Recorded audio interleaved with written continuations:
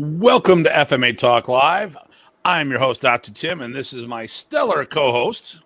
PG Ties here. Welcome, everyone. So today is the day of a new beginning. We're trying a whole new format, 2 shows in one evening. This is hopefully more regimented, so we can stay on point with our topics, as well as if someone comes in halfway through the night, hello, Rich, that they don't, they're not lost. It's not like a lot of times we've had conversations. We're just about to call it in, and then someone pops in out of nowhere. Also, with a shorter format, we'll have the opportunity of, I think, better for rebroadcasting later. Who wants to sit around and watch us for 2.5 hours? So I'll hop right in on this. Mr. Oh, Noah, how we doing, sir? So, and then, Bill Anderson. Yoo-hoo. Welcome. I have missed all you guys. Actually, and no, Ty and I were not having an argument. We weren't having a little hissy fit. We both just been having life. Mm-hmm. So, real quick, we're going to go to the end of November. And there's a chance we'll do December 6th or 5th or whatever the Monday night is. But it's a slim chance. Hey, Brian, how you doing? We're probably going to start back up partway through January. Nothing's set. We're just going to figure that out right now. I'm going to talk to getting some more guests on board, but probably the last show of season 2 will be the 28th, the last Monday of November. And then maybe we'll kick it in around the 9th or the 16th. Of January, and that'll be our season 3. The trailer's going to change, new music, new look, a little of everything. It'll be all cool. So I'm not going to have a rant because the rant is this show. It's my rant, but what we're going to talk about right now, Ty, what Ty did this weekend, what I did this weekend, it all ties into this. So Ty, tell us what you did this weekend. Well, this weekend I had fun with friends over in Maryland. So Tuham Bobby had his second annual gathering open to the public and invited myself, GM Terrell. Tuham Bobby whom? Tuham Bobby Ladra. Okay, because there was somebody else, a Bobby, this weekend who had a birthday celebration. That's true. Yeah, we unfortunately missed that, but I'll make the next one, I think.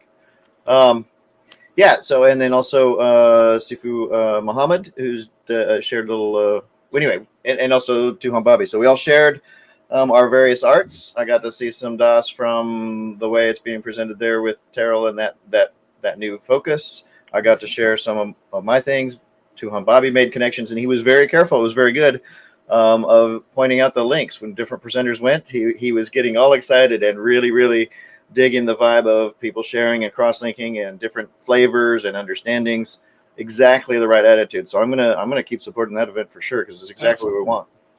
So I was going to crash the event. Unfortunately, well, no, this was a very good thing, and this ties in about the community. So this past week, it wasn't this past weekend. This Saturday, I was asked months in advance. There's an individual, Todd Patterson, who we've been doing tournaments with, and we started a league with, and he's, because of things that have happened in the past, he ended up being people realigning and moving and all this other stuff. He ended up being an independent in the Taekwondo scene. So he reached out to the area's lead, probably the person that's been in with John Park Taekwondo, which is ITF. It was a Grandmaster, Reverend Heisner. So Reverend Heisner, I've always known him as Mr. Heisner, Reverend Heisner, but he's also a GM as well. It's not a tied-in title. It's 2 separate things. Grandmaster is the martial title. Reverend is something he does in his personal life. But Mr. Heisner and I have known each other for years. He was reached out to because he was pretty much the senior guy for Jean Park Taekwondo in the area. And then he reached out. When they talked, they said, well, you should probably get Tim Hartman on this as an outside witness. And it was myself and Bill Reynolds. No, I'm sorry. Tom Hillman, and then Ben Reynolds popped in. I don't know what his role was because he got there late, so he just may have been coming out. But there was 2 members who were Taekwondo, which is Mr. Teal and Mr. Heisner, and then there was 2 non-Taekwondo practitioners on the board. And I've been there, done that, been around the world watching martial arts, participating in martial arts. So obviously, it was a good fit for the board. I did this because it was something that it pays it forward for everybody. It helps the community, which is about what we're talking about today. I donated my time. I didn't expect anything from this, and we threw wrenches in because it started off. It was Todd and his 11 students going for black belt. He was going for 6th. They were going from youth black belt all the way up to 3rd degree adult black belts. So it wasn't just about what he could do; it was about what he produces, which is a common theme on our show. And Mr. Eisner and I, he's Poe to us, because he's in his 70s, and like we were talking about different things, and all of a sudden it's like, yeah, we're throwing a wrench in this because it was becoming more of a recital, and we looked at the position as if he felt his students passed the test, that was fine, but we weren't there for his students. Although that was a good bonus, we were there for him. So we threw a lot of curveballs at him, really test his mettle, and he stepped up and did the right thing. Nice. Now, why is this important? Because the community came together. There was Taekwondo there. There was Ishinru there. There was Kempo there. There was Filipino martial arts there, all participating. And more people were invited to be part of this, but they had other plans that weekend. And we grew together stronger as a community because we interacted with one. And that's what today's topic is. So, hell, look, right off the bat, what's Ty wearing right now? A Bobby Tabwada. That's right. His birthday yesterday, so I thought I'd share some love. And that's that's one I try to make all the time. Next year is the 75th birthday. Yep. So if it ends up being stateside, I'm going. Yep. Assuming he lets us.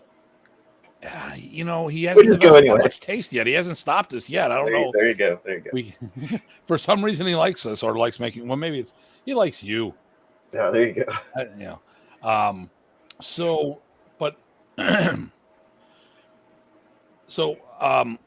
And I was gone for about 10 days in Florida, and this is what was the one that got me going. And I made a post on a Datu's live on this, but I am very hard on our community. I know that I am, and I figured out why, And Ty will tell you.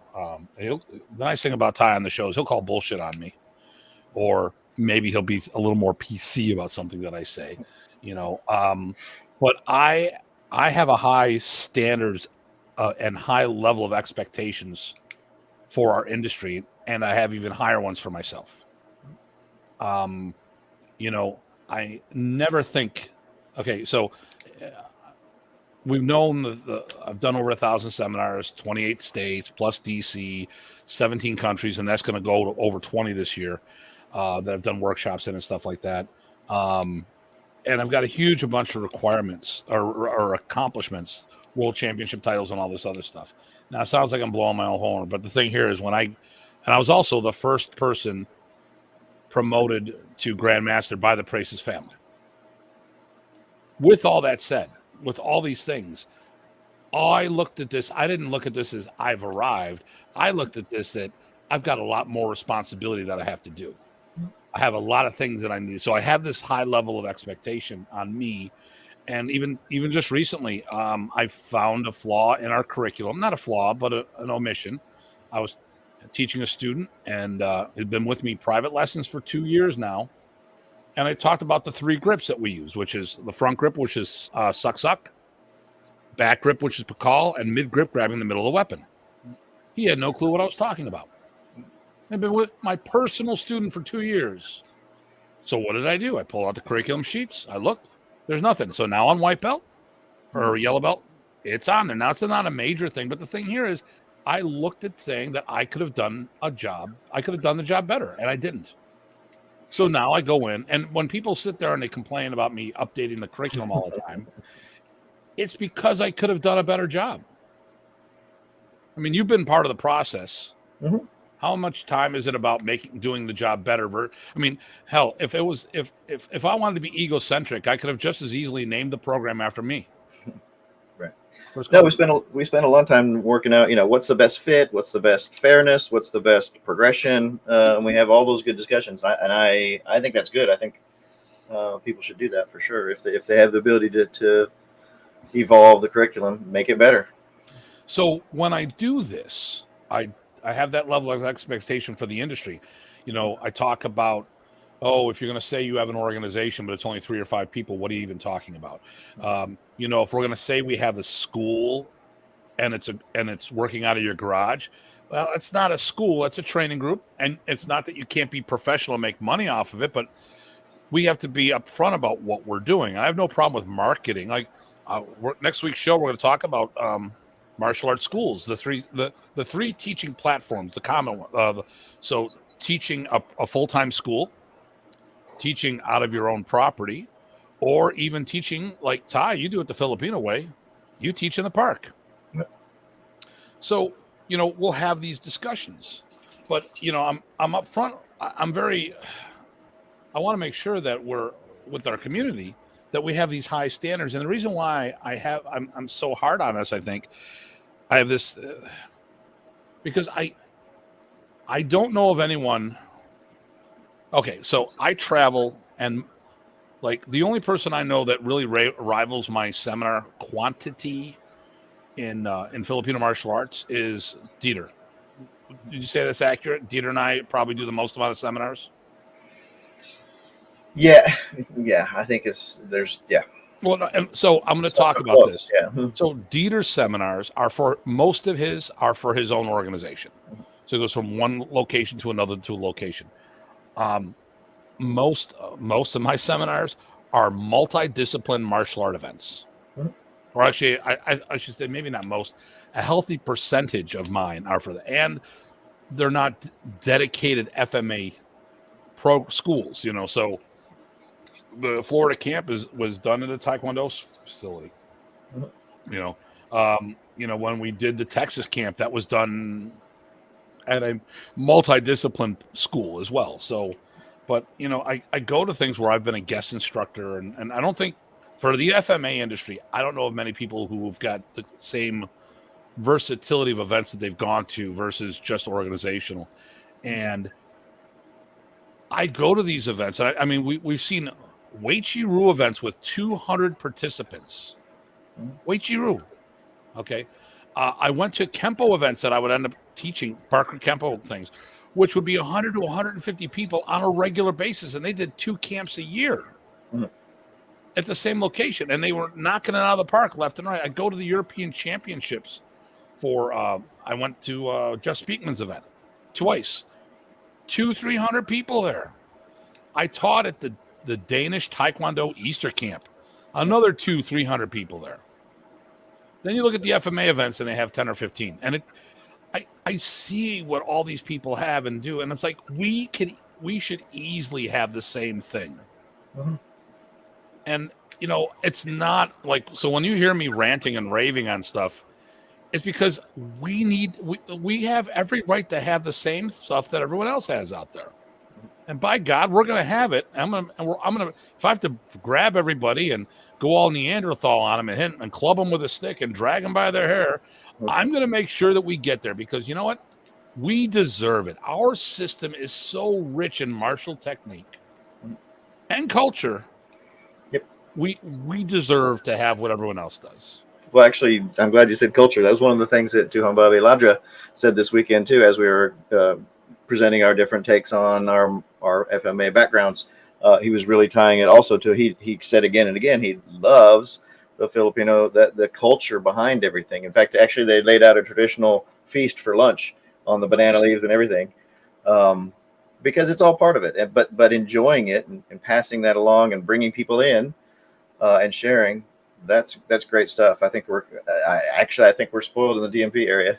Everybody seems to share that same attitude, and there's multiple events where we do that.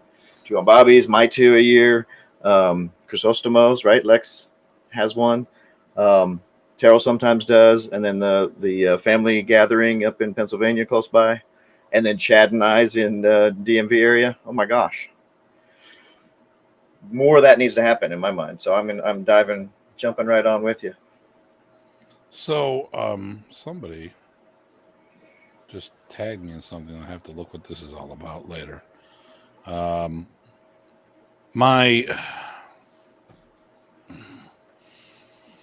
So it's rough because like where I'm isolated, there's very little Filipinos around here. Now, I think the fun thing is like you and I have gotten along with a lot of people, like, and I think it's kind of an unintentional two-prong attack. You've learned the language, which has opened up a lot of things and doors and understanding of certain things. I've always been going on the cultural side of things. And I think people see I think the Filipinos themselves see the stuff that we talk about, you know, that we're trying. Like so last year's Camp for Bobby Tablata, you and I were talking with Jamar. Oh, right. Yeah. And Ver Villiason. Yep. Jim Ver. Yep. And we're talking about language and all this other stuff. And they were shocked. Yep. That two non-Pinoys not only knew the words, but knew what the words were. And we were verifying. Now, does this mean this? Does that mean that? And they thought, it was like, oh my God, you guys are actually doing your, and it's funny. They may have even said doing your work too with us. Yeah, they might have said that, but they were amazed at the connection and understanding. And we got we were trying to get the feel and understanding behind them. And I think they appreciated that a lot. I know they did. We all geeked out for, I don't know how many hours. Because I think when it comes to Asian culture, and I keep hearing different things. So are Filipinos Asian or are they Polynesian? And if they're considered Polynesian, they're even a smaller minority, you know, because then you got all the Tonga, Samoan, Hawaiian, for that matter. If they're Asian, they're still the minority because there's much bigger countries, you know. Let me see here. Intersectional, that's what they are. They are the melting pot. That's right. Well, see, like they are the South Pacific version of the States. I mean, we're a melting pot of cultures. So are they. There you go. You know? Let's see what we got here. Bill, the issue I see in seminar attendance and FMA is that they're still using the crab mentality in some locals as well as competition and other after schools.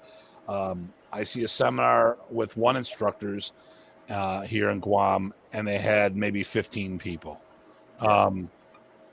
So, you know, the thing here is I understand, you know, we have to support each other. Mm-hmm. I mean, if we're going to move forward, if we're going to have nice things, we have to understand. Okay, so first of all, the competition of martial arts is what there, Ty? The competition of martial arts? Oh, well, there's more than enough folks to go around in interest. I mean, what's our biggest competition? Well, I don't know about you. My biggest competition is the things I don't have myself do, the things I don't try, meet myself. Yeah.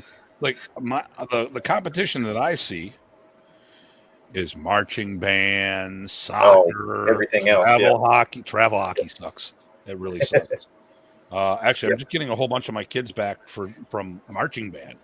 I never thought that was such a big thing. And oh my God, like this era of my students, it's crazy. I lost like 10 people for it. Well, now they're all back. But it's just like, how do those work? Is because people know about all those things. They're well supported. They're easy to do if you want to do them. If you're interested in martial arts, you might have to maintain that interest for a while before you can find an opportunity, particularly if it's FMA. But events like this, like last week, you know, let us do that. I think he had over 40 people, and it was 4 different instructors, and all of us made connections with each other and the students, not to steal students, but to spread the word. Oh, there's somebody out here, et cetera, et cetera. Well, okay, I'm going to do one. I'm going to throw back, and I'm going to throw someone under the bus when I say it. There was a guy on Martial Talk and FMA Talk called the Kuntao Man or Kuntao guy. Mm. So his mindset for opening up a school was, I will open up a school and take a couple people from every school, and then I'll have a big attendance. So first of all, let's talk about this. you can't steal students, but that was his game plan because that's called kidnapping. There you go. All right. You can't steal a student. If they left, they wanted to go. Right. It's as simple as that. But why would you want somebody else's leftovers? Because really, if they leave, they don't want to be there. Now, I have an open door policy for people coming in who have come from other schools. I don't hold my breath for them because and actually in some cases I don't want them because I don't want somebody else's habits. And I don't want to say they're bad habits. They're not my habits. You know, and it could, what they're doing could conflict with what I want them to do. Mm-hmm. Here we go. Can you get this one here? Let's see. Oh, and again from Bill, the culture of the Philippines is still a mystery to a lot of people out in the States and elsewhere. And the new generation doesn't care for the bashing of sticks or knives, and are still it's still intimidating to those who don't explore it. Yeah, if you don't know it, just like anything else, it's kind of scary. Well, so let's and we're going to try to stay right on point with this show today. They don't understand the culture, mystery to a lot of people. Yep. So here's one for you. First of all, I'll give you a real good one. Every time I've dealt with my Filipino teachers, I came to them. Well, Remy didn't come to different. He groomed me to a certain level.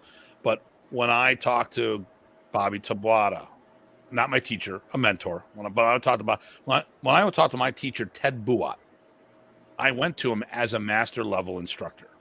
When I talked to GM Mark De Leon, who was my teacher in Kuntao and Sikaran, I came to him as Grandmaster Datu Tim Hartman. When we would go to seminars, I would reach out to people who've never had someone that was at my training level ask them questions. Because I'm not asking the normal questions.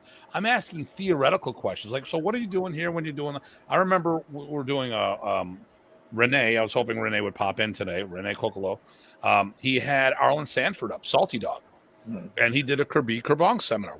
And Craig and I went up there. We had a blast. And actually, funny thing was, it was mostly what we already did. But it was the flavor that was different. Right. You know, it's the pronunciations, the accent, the spice. They're more pushing forward, much more aggressive, which made me understand a little more about the dog brother mentality of things, how they got to where they were. So if you were doing the Kirby Kerbong, you had a tendency being I think that they're much more aggressive players. Because a lot of this stuff is driving into it's not deflecting and hitting back. It's you drive, you push. And I saw that quite a bit. So I would ask, I remember Arlen, and he's like, I've never heard these questions before. I never had this at a seminar. I go, and I didn't want to say, well, it's the first time you've had Datu Tim Hartman at a seminar. But I mean, you know, you and I still go on the floor learning. Mm-hmm. Yep. And so I started my martial art career, legitimate career, and it was in modern. And it was in 1985. When did you start? Started with Remy stuff in the 90s. No. Late So 90s. martial arts general. Oh, martial arts general. Late in 1980. Okay. 81. Sorry, 1981. So you've been there 4 years before me. So I'm a couple months older than you, but you've started 4 years before me. So you're my you're Poe. Martial stuff. My martial Poe. Yep. But the thing here is, with people who start, let's see, when you say 80, 81, 85, I mean, we've been around the block a few times, you know. When you got 30 rings, when you got 30 plus years of experience, you know, we're going to ask questions that other people don't. And, you know, when I would ask Ted a question, even when I asked Remy a question, because I don't think Remy was used to people asking questions as opposed to him telling people things, or him telling people things. You know, it's just like, I would have to ask Remy a question multiple times. And I think the first thing was he didn't understand what I was asking him. Yeah. Hell, I remember after we did the Triple Impact seminar, asking Frank Schakowsky some questions, and he thought I was trying to grill him. I'm like, dude, no, I'm asking a couple questions because I'm going to ask a big question, but I want to make sure we're on the same page before I ask these questions, you know? So when did you start? When did you do this? When did you do this? When did you do this? Oh, you know, are you interrogating me? No, I'm just I'm going to say something. I just need to know because one of these answers may affect the question I ask you. And I think there's a combination of things that like a lot of times the Filipinos, like we're talking ones from the islands, they may not have understand what we were asking them. They may have understood the words, but not the intent behind them. The other thing, there's a cultural thing where there's lack of confrontation. Like a lot of Filipinos do not like to deal with the emotional nonsense, but you tell them their art sucks, they'll fight you. Mm-hmm. What's your experience with that? Well, I haven't told anybody their art sucks, but well, I'm not talking about that portion, but you see what I'm talking about? Yeah. No, it's there's definite a softening of things, and actually, there's certain parts of the Philippines are well known for that, as some people will know. Definitely seem softer, but they're also the ones that you have to watch out for when it doesn't get soft. So exactly. Quick, if I can dial back a second. Yes. I wanted to do a shout out. So again, just to get the things right, I want to make sure I got all the instructors right. So for Tuhan Bobby's event this last weekend, it was Michael Dishek from Senator Siwalia.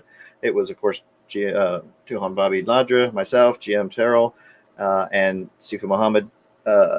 And he was doing Inosanto stuff. So it was Inosanto stuff, Senator Siwali, Pikiti, Das, and Precis Arnis. And so that was a good blend. Anyway, I just didn't want to leave anybody out because Michael shared some really good stuff, as he always does. But anyway, go on. Sorry. I want to get the record right. That's all. Yeah, there's... But it does touch it. And the other thing is, I thought it was a really good example, especially I had never done that event before. So that was invitation, sharing, inclusion, and enthusiasm. All the good things you want to do. That we need to see more. People are being stupid right now. Don't they know you have a show? No, it's I got tagged in something, and it's about that poll over an FMA discussion about the 50 top martial artists. Oh, okay. I saw that one. I wasn't going to say anything. I clicked on Remy's name. Mm-hmm, sure. And then I left. Okay. Actually, I saw my name on there, and I was gonna tell Dean to take it off. I didn't even see the poll, but I did know it was coming. I don't have a problem with it in general. I just don't want to be part of it. I just I don't want to be. I don't want to win or lose, and people use it as a leveraging thing. I don't question Dean's intent. Sure. Yeah, he's talked about it a couple times. But people are dicks, so they're just they're already going nuts on this. I'm like, I don't want to be part of it. Take my name off. I'd take the S off of that phrase, but yes, that's my saying. Anybody who knows me knows that's one of my sayings. Yeah. So what do we need to do to move forward? I mean, like, listen, I think we should have good things. I went to the Maya Super Show, the Maya Elite Conference. We rented out this. They rented out this restaurant, bar, entertainment center. We came in. We didn't pay a dime. I mean, we have memberships. Don't get me wrong, but we had the conference, which probably had 300 people there. They fed us at the Old Red's place. If it was alcohol, you have to pay for it, but drinks, the non-alcoholic you'd get all night long. It was no cheap thing. And we were at the Hyatt Regency. So it paid for the banquet room. So we didn't have to, so my membership is expensive. I'll be the first to admit it. Okay. But they're throwing all this money back at us by having this event. I mean, this is an event that I would have paid $200-300 per member. It was Janice and I went, so that's like $400 to $600. And then they fed us. They were giving us lunch. They were giving us breakfast food. Then we did the dinner. I mean, they went all out. I mean, you couldn't go wrong with the stuff. Well, that's a good business practice of reinvesting some of your take. You should always fold in some of that. We should have these big things. Like we talked about, like here I'll give you an interesting one. So And Dieter talked about this when we were over there. I did the Best of the West camp. So that was 2012-ish. And we went over there. And at the time, Dieter had about 1,500 members. Mm-hmm. And you say, wow, that's a lot of members. Mm-hmm. And he's right. Like, you go over there, oh my God, you've got a country the size of Michigan State with the population of 3 of our states, like 83 million people, with a phenomenal public transit system. Okay. It's cheap to get around Europe. Matter of fact, a lot of times when you're flying, it's cheaper. The ticket is cheaper than your luggage fees. I went from Copenhagen to Austria for $75. So you just buy another seat and put your luggage on the other seat. That was it. Well, it was like $90 for my luggage, so I was like, okay, whatever, I don't care. So you can get around real easy, And like I said, and Dieter, we've done. So I did Best of the West, East meets West, Double Datu. The smallest of those events had 90 people there, and that was the Double Datu. Okay. But that was a seminar too. It wasn't a camp. That was a 2-day seminar. Oh, 2-day. Okay. 2-day seminar versus a 3-day camp. Right. And so but then he'll sit. So everyone's like, oh my God, you got a lot of. How do you do it? I'm like, well, let me tell you something. Mm-hmm. So our organization is 1,500, and that's what it was at the time. But if you're looking at Shotokan, Judo, or Taekwondo, they all have 200,000 to 300,000 members. Just in Germany, yep. Just in Germany. So once again, the FMA is the minority of the minority.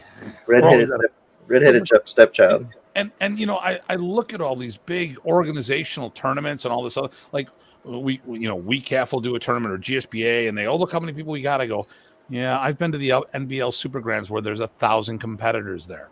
I've been to other tournaments that have 800-900 competitors there.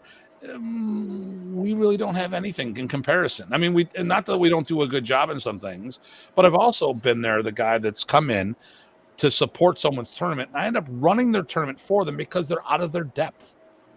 And they have access to all these karate and taekwondo. Can you imagine going to a tournament? I went to support a tournament in Maryland, and no one knew how to run sparring, and it was a sparring tournament.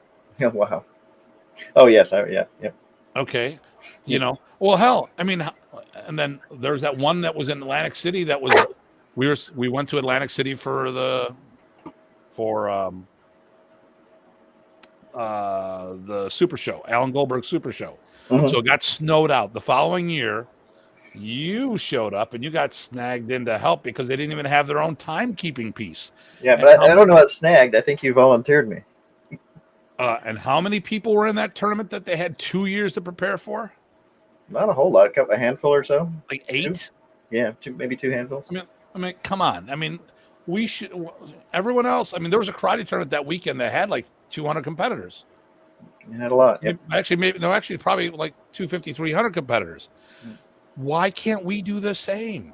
Why can't we have nice things? Well, I think so. That goes. What can we do? I had 2 ideas. You said, what can we do? Yep. One is get out there and support other things. To get support, you got to give support. Go out there and learn, and don't. And if you show up, don't expect to teach. Show up, play along, watch. Shoot the S. You might even think about your stuff. You might even think about your own stuff better. It's wonderful. That's a huge one. But the other one is try it. If you want to do an event, just make it open, or make one of yours open. Try it out. Throw it out there in the honest, good spirit. Give it a shot, and you'll be surprised what shows up and what benefits that has for everybody. So first of all, the first thing you said was what? Was get out there, support, show support to get support. And don't expect to teach. Don't expect to teach. Let me tell you how I got my career going here. So there was a rumor going on out there, and I have the rumor was that Filipinos in Hawaii used to use Kempo as a vehicle to teach their Filipino martial arts. So after I got to a certain point in my training, I started, and in life where I could afford to do more things, I started traveling. So if a lot of people thought I was a Kempo person because you'd see me at all these Kempo events. Right. Wait, are you the blade guy or the Kempo guy or the form Yeah. guy? I was whatever's convenient. So I've been at Kempo events. I was Ed Parker Jr. invited me to his homecoming event in Pasadena. Rich is something there. I was at Kempo camps in Canada, Kempo camps in Philadelphia, Kempo camps in England, Sweden, and Denmark. Mm-hmm. Why? Because I went to do research. I paid my due like everyone else did, and they've realized who I was, and they started asking me to teach because they liked who I was. So no accounting for taste there, but I got huge in Europe, and one of the reasons why Remy was doing a thing in Europe, I showed up. Jason Arnold and I went on a European tour. We're going to go see Remy in Germany. And he goes, "Hey, let's go and visit my friend in Sweden." Sure, we'll make that happen. Hey, wait a minute. There's the European Championships in Denmark. Okay, so we flew to Denmark. We had no clue what we were doing, and somehow we got preferential treatment and a ride to the place where we had no clue where we were going. We were like, we would have been just stuck at an airport not knowing anybody, but somehow the gift of gab got us out of there. They had a meeting. It was Speakman's organization. They had a meeting, and it went late. But what happened during lunch, I missed the bus to go into town. It was at a sports center, so there's some guys playing with knives. I hopped in on it with them, and next thing you know, I had a small group. And they goes, "Hey, well, you know this stuff. Show us some stuff." Okay. So then, come here. Then a guy, was a cop from Denmark, was there, and he goes, "Yeah, the meeting went late." So I go to Paul Dye, who was a Kempo guy there. He was a senior guy on at the event. I go, "Sir, and I taught with him at multiple events in the past. I go, "Sir, the meeting went late. I got something going here, but you're the senior man. So if you wanted to teach or you want me to teach, whatever." He goes up and he goes, "Hey," introduces me, says some really nice things about me. And I'm like, "Oh shit, I owe him money." Checks in the mail. That's right. And next thing you know, these guys are teaching me, treating me like royalty. Because like the host is like, they all walk in and they're like, "Oh wow, this guy's stepping up and helping out. Like, who's his friend? Oh, he's Jason's friend." All this other stuff. So then we do that. We go to Sweden. We go to Germany because it was the camp that Dieter was hosting this time, because the first one was Gabrielle. I fly home. I'm going to Mike Cappy's camp in Philadelphia 8 hours after we get home. That was already part of the plan. I get a phone call while I'm on the way down there. Jeff Speakman had gone to South America. He was supposed to teach at this event, got a bug. And they said, "Tim, we want you to fill in for him." I go, "Kempo? No. We want you to do your sticks." Okay, thank God, because I don't know. Right. That's so funny. But I was going as a participant. I was going to be a paying client. I did all this stuff. And then they asked me to teach and gave me the opportunity, and I didn't blow it. I didn't go to these events going, they're going to have me teach or expect to teach. Right. I mean, when we reconnected, I told June at the very last minute, "Hey, we're going to crash your event." I never expected him to have him put me on the floor. I'm grateful. I made some good contacts and all this other stuff. So let me see here. What did it say? Opening up could get someone like me to. Yeah, okay. We'll put that. Let's hide the rich. Well, I mean, when you show up these events and you're just there, right? There's a lot of benefits. One is that networking, was the supporting writ large, and even if you don't do anything else, but the fact that you showed up there, people see that. They see that for the people hosting it. They see that for the people that go and do things. And it's another body. So when people go, "Oh, there's this many people attending versus some smaller number." And lastly, and we see this from our friend Jack Latour, right? Why does he attend some of these other things if he's never going to train them? He likes to understand different teaching methodologies and styles, and you can learn something from any established group. It might give you ideas of things to do, or it might give you ideas of things not to do. But it's not a loss. It's never a waste unless you make it so. Yeah, Jack and I have taught at a whole bunch of events, and he didn't understand. Actually, I mean, he'll be the first to tell you that I hooked him up with a lot of opportunities as years went through, and he didn't understand. Unfortunately, he never saw me with the right crowd. He saw me teaching the art within your art crowd. He saw me teaching Arnis to a first-time group that's an Ishinru group that never had done Arnis before. Yeah. So then we started teaching at some events, that are FMA centric, and he's like, Tim, I really enjoy watching you teach. I like your structure and all this other. I go, but there was a time that, well, there was another time that most of the other arts were more tribal in their mindset, where there was like, you're either with us or you're not, or you're against us type thing. Right. And I've always been nice to Jack, and Jack has never done anything intentionally to slight me or anything. And he's definitely been, I can't ask for a much better ambassador for me. Jack has offered to fight people for me because people were threatening me online during Martial Talk and FMA Talk. And I'm like, Tim, I'll wear a Modern Arnie shirt for you. That's funny. Dude, I can swing a stick. Trust me. It's all good. This guy's not going to show up. And if he does, I'll just, you know what? I'm not going to use a hunk of rattan. I'm going to use a 2x4. It'll be better. Well, there's the one other aspect that you just reminded me was that, guess what? If you're going to be avoiding everybody else's stuff, not playing, not participating, not supporting, people are going to notice that you're an isolationist, and they may ascribe some attitudes to you. I would say that that's another gang. I'm harping on Bobby just because it's fresh in my mind, Ladra. But he was saying, hey, look, we are doing this because, one, we think it matters and important, all the good things we talked about, but also, we're trying to improve the reputation of our art, because we know that some people have represented related arts in not so positive, and we know it's not true because we're good guys. So they hosted the FMA convention before they moved out, before Bobby or Apollo had moved down to Florida, and that was way before COVID. I enjoyed that event. It was a shame that fell apart. I was hoping that maybe they would do, and I'll put it out there if they hear this. FMA convention too. It'd be great. There you go. Hey, I got up and did the Ting a Cling, and these guys are like, "Who the hell taught you how to do the Ting a Cling?" And, just the triangle footwork. So, if you're so egocentric to think that there's nothing else to learn, well, then we can't. Then just keep hating us. Okay, if you think that if you're that insecure that you can't go on the training floor. Okay, so Ty talks the story that when we reconnected, I let him light me up. I was his uke, his training partner, his meat puppet for his session. Fast forward to the FMA invasion at the symposium, or the martial arts symposium, and who did I feed for? Dean Franco. Right. Why would I do this? Why would I put myself? Well, I will swing a stick at any. Because it's anger management, not issues. This is how I deal with managing my anger. I hit people, but I have no problem. Rich Parsons, my brother from another mother, right here. This guy, I can't tell you how many times I've picked up a stick and fed him, and I don't care. If someone was to take a cheap shot at me, everyone would see it. I'd light the person's ass up, and then there'd be a lawsuit later. Simple as that.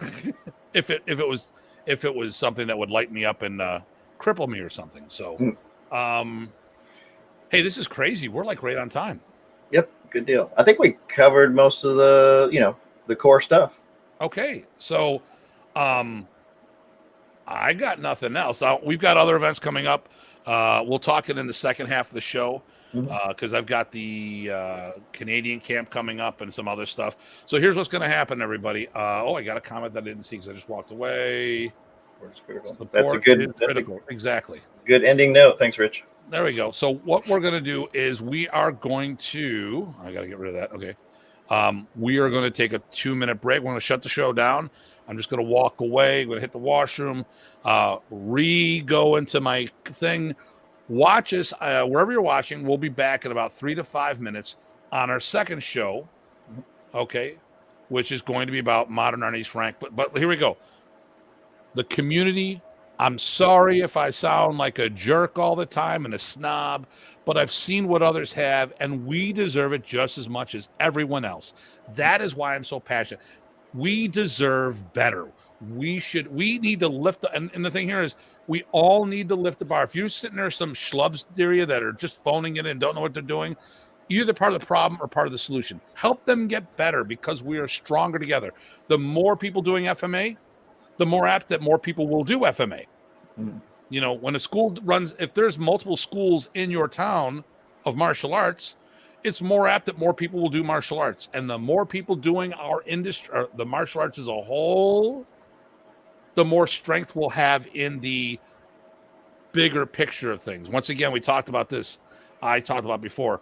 How many times people have been turned down for leases because they're a martial arts school because they can disappear in the middle of the night? People look at us differently, and that's why I'm so passionate, because we deserve to have more. So instead of sitting there and pointing the finger and say these guys are idiots, they don't know what they're doing, lend a hand, because if they do better, we'll all do better.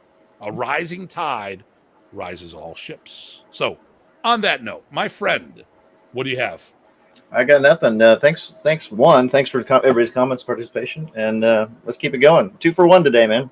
Twofer. Okay, so that's part 1 of tonight's show. We'll sign out right now, and but we'll do the official ending. As everybody, please stay safe and stay sane. This is Dr. Tim. PG Tye. Take care, everyone. All right, see you soon.